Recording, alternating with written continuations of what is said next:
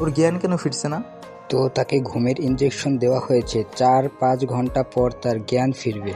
Go out of the room now. ওমরও doctor room থেকে বেরিয়ে গেল। নিহাল মাহিরার দিকে করুণ দৃষ্টিতে তাকিয়ে আছে। হাতে মদের গ্লাস নিয়ে মদ খেতে শুরু করলো। এটা আমি কিভাবে করতে পারলাম না, এটা আমি কিভাবে করতে পারলাম না, ঠিক করিনি। রাগী গলায় বলে মদের গ্লাস হাতের মুঠোয় নিয়ে জোরে চাপ দিয়ে ভেঙে ফেললো। নিহালের হাতের ভিতরে কাঁচের টুকরোগুলো গেঁথে গেল। হাত থেকে রক্ত পড়ছে। নিহাল সেটাকে পাত্তা না দিয়ে হাত মুঠো করে ফেললো। কাঁচের টুকরোগুলো নিহালের হাতের ভিতরে আরো গভীরে ঢুকে গেল। হাত থেকে অনেক রক্ত ঝরছে। নিহাল চোখ বন্ধ করে আরো জোরে জোরে চেপে ধরলো। ওমর রুমে এসে এই দৃশ্য দেখে দৌড়ে নিহালের কাছে ছুটে আসে। নিহালের হাত ধরতে যাবে, তার আগেই নিহাল থামিয়ে দেয়। Don't touch my hand, get out from here, go. Boss please আমাকে যেতে বলবেন না, আপনার হাত থেকে অনেক ব্লাড পড়ছে। ঝরতে দাও রক্ত, বের হয়ে যাও আমার রুম থেকে, অনেক ব্লাড পড়ছে বস। বের হয়ে যাও আমার রুম থেকে। ওমর দৌড়ে নিহালের কাছে এসে নিহালকে ধরে শুইয়ে দেয় সোফাতে। নিহালের হাত ধরে কাঁচের টুকরোগুলো এক এক করে বের করে রক্ত মুছে হাতে মলম লাগিয়ে ব্যান্ডেজ করে দেয়। নিহাল শোয়া অবস্থায় বিড়বিড় করে কি যেন বলছে। ওমর নিহালের মুখের সামনে কান নিয়ে শুনতে লাগলো। Mahira, I am sorry, I am sorry Mahira. এত যখন ভালোবাসেন তাহলে আঘাত করে এখন নিজেকে কষ্ট পাচ্ছেন কেন? ওমর রুম থেকে বেরিয়ে যায়। সন্ধ্যার দিকে মাহিরার জ্ঞান ফিরে। আস্তে করে চোখ মেলে তাকিয়ে দেখে সামনে নিহাল ওর হাত ধরে বসে আছে। মাহিরা নিহালকে দেখে ভয় পেয়ে যায়। শোয়া অবস্থায় বলতে লাগলো, আমি আপনার সাথে উঁচু গলায় কথা বলবো না, প্লিজ আর মারবেন না প্লিজ। মাহিরা নিহালের চোখের দিকে তাকাতে পারছে না। নিহালকে অনেক ভয় পাচ্ছে। মাহিরা, মাহিরা আমার দিকে তাকাও। Mahira, I am sorry, please Mahira, forgive me please. Mahira নিহালের কথা শুনে চুপ হয়ে গেল। মাহিরা প্লিজ ফরগিভ মি, আমি রাগ কন্ট্রোল করতে পারিনি, প্লিজ আমাকে ভুল বোঝো না প্লিজ। মাহিরা চুপ, কিছু একটা বলো। আচ্ছা কিছু বলার দরকার নেই, এখন এই সবটুকু খেয়ে নাও। নিহাল মাহিরাকে আস্তে করে উঠিয়ে হেলান দিয়ে বসিয়ে স্যুপ খাওয়াতে শুরু করলো। মাহিরা চুপচাপ স্যুপ খেয়ে যাচ্ছে। মাহিরা খেয়াল করলো নিহালের হাতে ব্যান্ডেজ, মুখে কিছু বললো না। নিহাল স্যুপ খাইয়ে দিয়ে মেডিসিন খাইয়ে মাহিরাকে বিছানায় শুইয়ে দেয়। শুয়ে থেকো, বিছানা থেকে উঠবে না, যদি উঠো তাহলে আমার চেয়ে খারাপ আর কেউ হবে না। মাহিরা নিহালের যাওয়ার দিকে তাকিয়ে থাকে কিছুক্ষণ। চোখ দিয়ে 2 ফোঁটা পানি গড়িয়ে পড়লো। এয়ারপোর্ট থেকে জামান শেখ বের হয়ে এলো। জামান শেখের সাথে কিছু বডিগার্ড ছিল। এয়ারপোর্ট থেকে বেরিয়ে গাড়ি করে আস্তানায় চলে গেল। 4টা গাড়ি আস্তানার সামনে এসে থামলো। গাড়ি থেকে বেরিয়ে সোজা আস্তানার ভিতরে চলে গেল। ভিতরে গিয়ে চেয়ারে বসে বলতে লাগলো, তোমরা সবাই ছদ্মবেশ নিয়ে নিহালের বাড়ির পাশে চলাফেরা করবে। সুযোগ পেলেই আমার কাছে কল দিবে, আমি তখন বলে দিব কি করতে হবে। তবে হ্যাঁ, ধরা পড়লে কিন্তু নিহালের হাত থেকে কেউ বাঁচতে পারবে না। যাও সবাই সবাই পজিশন মতো কাজে লেগে পড়ো, এবার তোকে মরতেই হবে নিহাল। ব্যাস থ্যাংক গ্রুপ। জামান শেখের কোনো খবর আছে? বস তার কোনো খবর পাওয়া যায়নি এখনো। খবর নাও জামান শেখের কোথায় আছে এবং ওর নেক্সট প্ল্যান কি। ওকে বস। রাত 12টায় বাসায় আসে নিহাল। উপরে গিয়ে দেখে মাহিরা ঘুমিয়ে আছে। নিহাল ফ্রেশ হয়ে হাতে মলমের প্যাকেটটা নিয়ে মাহিরার কাছে গিয়ে বসে। মাহিরাকে আস্তে করে উপরের দিকে ফিরিয়ে জামার চেন খুলে মলম দিতে শুরু করে। মাহিরা পিঠে কারো স্পর্শ পেয়ে নড়েচড়ে ওঠে। নিহাল আস্তে করে মাহিরার পিঠে মলম লাগিয়ে দিচ্ছে। মাহিরা বুঝতে পেরেছে এটা নিহাল ছাড়া আর কেউ হবে না, তাই চুপ করে ঘুমের ভান ধরে শুয়ে আছে। নিহাল মলম লাগিয়ে মাহিরাকে ঠিক মতো শুয়ে দেয়। লাইট অফ করে মাহিরাকে বুকের সাথে জড়িয়ে ধরে শুয়ে পড়ে নিহাল। মাহিরাও নিহালের বুকের মধ্যে পরম যত্নে শুয়ে পড়ে। সকালে নিহাল ঘুম থেকে উঠে মাহিরাকে ডাক দিয়ে উঠিয়ে খাবার প্লাস মেডিসিন খাইয়ে দেয়। নিহাল হালকা নাস্তা করে বাইরে বেরিয়ে যায়। এভাবে 3-4 দিন কেটে যায়। নিহালের সেবা যত্নে মাহিরা সুস্থ হয়ে যায় অনেকটা। মাহিরা নিহালকে এখন ঘৃণা করে না। এই কয়েকদিনে নিহালের প্রতি মাহিরা কিছুটা দুর্বল হয়ে পড়ে। মাহিরা থাই গ্লাসের সামনে হাত দিয়ে দাঁড়িয়ে আছে। আকাশে কালো মেঘ জমেছে। মনে হচ্ছে এখন ঝুম বৃষ্টি হবে। মাহিরা এক দৃষ্টিতে আকাশের দিকে তাকিয়ে আছে। কিছুক্ষণ পর শুরু হলো প্রচন্ড বৃষ্টি। মাহিরা চোখ মুখে খুশির ঝলক। মাহিরা বক্সে গান অন করে জোরে জোরে সাউন্ড দিয়ে বারান্দায় চলে যায়। রিমঝিম ধারাতে চাই মন হারাতে, রিমঝিম ধারাতে চাই মন হারাতে, এই ভালোবাসাতে আমাকে ভাসাতে।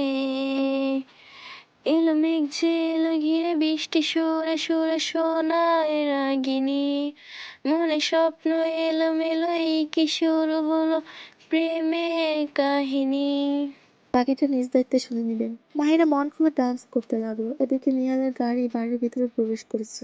সেদিকে মাহিরা খেয়াল নেই। মাহিরা তো মন খুলে নেচেই যাচ্ছে। নিহাল রুমে এসে দেখে মাহিরা রুমে নেই। বক্স অন করা দেখে নিহালের মনের মধ্যে খটকা লাগলো। নিহাল বারান্দায় তাকিয়ে দেখে মাহিরা মন খুলে ডান্স করছে। নিহালের প্রথমে রাগ হলেও পরে মাহিরার দিকে নেশা ভরা দৃষ্টিতে তাকিয়ে থাকে। নিহাল ওর গায়ের কোটটা খুলে বিছানায় রেখে আস্তে আস্তে মাহিরার কাছে যেতে লাগলো। মাহিরা সামনের দিকে ঘুরে নাচছিল, তাই নিহালকে দেখেনি। নিহাল মাহিরা একদম কাছে চলে যায়। মাহিরা নাচ শেষ করে পিছনে ঘুরতে নিলে নিহালের সাথে ধাক্কা খায়। মাহিরা নিহালকে দেখে অবাক দৃষ্টিতে তাকিয়ে থাকে। নিহাল মাহিরার কোমর জড়িয়ে কাছে নিয়ে আসে। মাহিরা নিহালের চোখের দিকে তাকিয়ে আছে। নিহালও মাহিরার চোখের দিকে তাকিয়ে আছে। ঠিক সেই মুহূর্তে বক্সে গান বেজে উঠলো। मोहब्बत बरसा देना तू सावन आया है तेरे और मेरे मिलने का मौसम आया है सबसे छुपा के तुझे सीने से लगाना है प्यार में तेरे हद से गुजर जाना है इतना प्यार किसी पे पहली बार आया है। নিহাল মাহিরার ঠোঁটের কাছে আস্তে আস্তে এগোতে লাগলো। নিহালের ঠোঁট মাহিরার ঠোঁটের মাঝে 1 ইঞ্চি ফাঁকা ছিল। নিহাল মাহিরার ঠোঁটে কিস করতে যাবে, ঠিক সেই মুহূর্তে মাহিরা নিহালকে জোরে ধাক্কা দিয়ে দৌড়ে রুমের ভিতরে চলে গেল। নিহাল মাহিরার ধাক্কাতে কয়েক পা পিছিয়ে যায়। নিহালের প্রচন্ড রাগ হচ্ছে, কিন্তু নিজেকে শান্ত করার চেষ্টা করছে। মাহিরা রুমে গিয়ে নিজের জামা কাপড় নিয়ে ওয়াশরুমে চলে যায়। ওয়াশরুম থেকে বেরিয়ে বিছানায় গুটিসুটি মেরে বসে থাকে। নিহাল নিজের রাগ কন্ট্রোল করে রুমে গিয়ে ওয়াশরুমে চলে যায় ফ্রেশ হতে। ফ্রেশ হয়ে বেরিয়ে দেখে মাহিরা বিছানায় গুটিসুটি মেরে বসে আছে। মাহিরা আমার কাছে এসো। মাহিরা আস্তে করে হেঁটে নিহালের কাছে এলো। নিহাল মাহিরার হাতে তাওয়াল এগিয়ে দিয়ে বলল। চুলের পানি মুছে দাও। মাহিরা মাথা নিচু করে দাঁড়িয়ে আছে। হোয়াট? আপনি অনেক লম্বা তো তাই বাকি কথা বলার আগে নিহাল মাহিরার কোমর ধরে একটু উঁচু করে। মাহিরা একটু অবাক হয়ে যায়। এবার দাও। মাহিরা ওর হাতের টাওয়াল দিয়ে নিহালের মাথা মুছতে লাগলো। নিহাল চুপ করে আছে। মাহিরার হাতের স্পর্শ নিহাল চোখ বন্ধ করে অনুভব করছে। চুল মোছানো শেষ হয়ে গেছে, কিন্তু নিহালের কোনো খবর নেই। মাহিরার কোমর ধরে বসে আছে। আপনার চুল মোছানো হয়ে গেছে?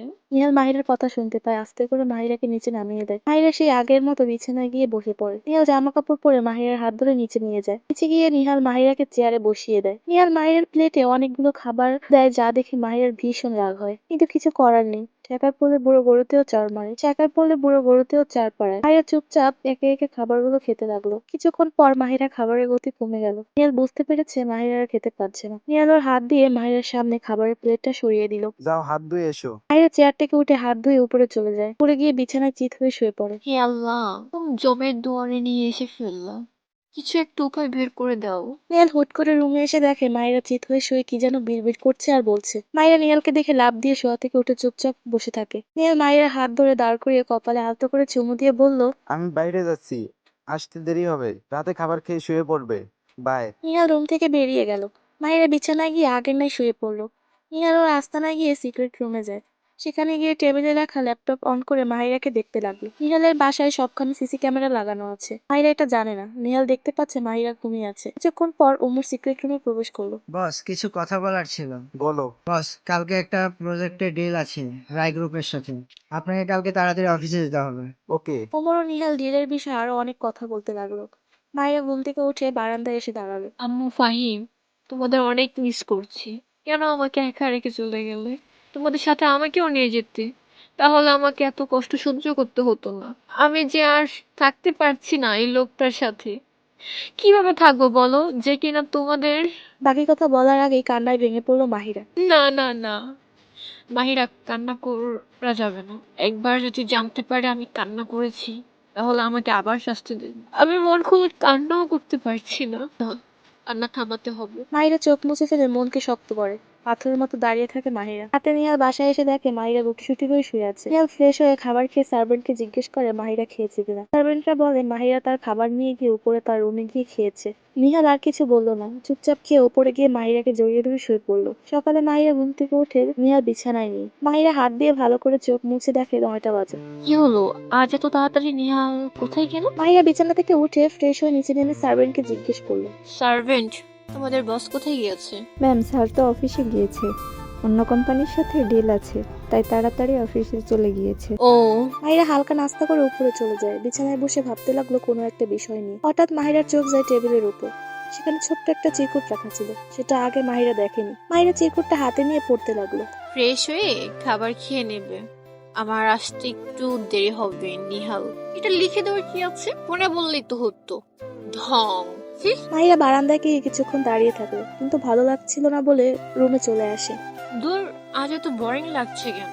আচ্ছা, নিহালের আলমারি খুলে দেখি তো, ওর আলমারিতে কি কি আছে। মাহিরা নিহালের আলমারির কাছে গিয়ে অনেকবার ট্রাই করে, কিন্তু আলমারি খুলতে পারে না। দূর, এটার ভিতর কি এমন জিনিস রাখে যে একেবারে জনমকার লক করে রেখেছে? মাহিরা পাশের লকারটা খোলার জন্য হাত দেয় এবং সেটা সাথে সাথে খুলে যায়। রে, এটা দেখে খুলে গেছে। দূর, এটার ভিতরে তো জামা কাপড় আছে, এগুলো দিয়ে আমি কি করব? আলমারির দরজা লাগাতে গেলে হঠাৎ মাহিরার চোখ যায় নিহালের একটা ব্লু রঙের শার্টের ওপর।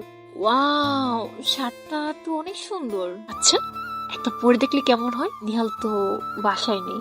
আচ্ছা, একবার পরে দেখি। মাহিরা নিহালের শার্টটা নিয়ে ড্রেসিং টেবিলের সামনে গিয়ে দাঁড়ায়। ড্রেসিং টেবিলের সামনে দাঁড়িয়ে শার্টটি পরতে শুরু করে। শার্ট পরা শেষ করে নিজেকে নিজে আয়নায় দেখতে লাগলো। ওয়াও, এই শার্টটাতে আমাকে কি সুন্দর লাগছে।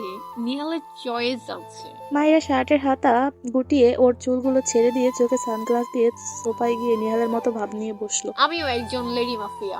হুট করে মাহিরা গাড়ির শব্দ শুনতে পেল। বারান্দায় গিয়ে দেখলো নিহালের গাড়ি বাড়ির ভিতরে প্রবেশ করছে। হাই হাই, নিহাল এখন এসেছে? ও না, উফ, বলেছে আসতে দেরি হবে। তাহলে এখন মাহিরা বাঁচতে চাইলে তাড়াতাড়ি শার্টটা খুলে ফেল। মাহিরা তাড়াতাড়ি করে শার্টটা খুলে আলমারির ভিতরে রেখে বিছানায় গিয়ে গুটি মেরে বসে থাকে। নিহাল উপরে এসে রুমে প্রবেশ করে দেখে মাহিরা চুপটি করে বসে আছে। নিহাল ওর হাতে ল্যাপটপটা টেবিলের উপর রেখে গায়ের কোট খুলে ফ্রেশ হতে ওয়াশরুমে চলে যায়। ফ্রেশ হয়ে বেরিয়ে দেখে মাহিরা ঠিক আগের মতোই বসে আছে। নিহাল মাহিরার সামনে গিয়ে টাওয়ালটা মাহিরার হাতে ধরিয়ে দেয়, কিন্তু মুখে কিছু বলে না। মাহিরা বুঝতে পেরেছে নিহাল টাওয়ালটা ওর হাতে কেন দিয়েছে। মাহিরা নিহালের চুলগুলো টাওয়াল দিয়ে মুছতে শুরু করে। চুল মোছা শেষ হলে মাহিরা সরে যায়। নিহাল বিছানা থেকে উঠে আলমারির কাছে গিয়ে দাঁড়ায়। মাহিরা আর চোখে নিহালকে দেখতে লাগলো।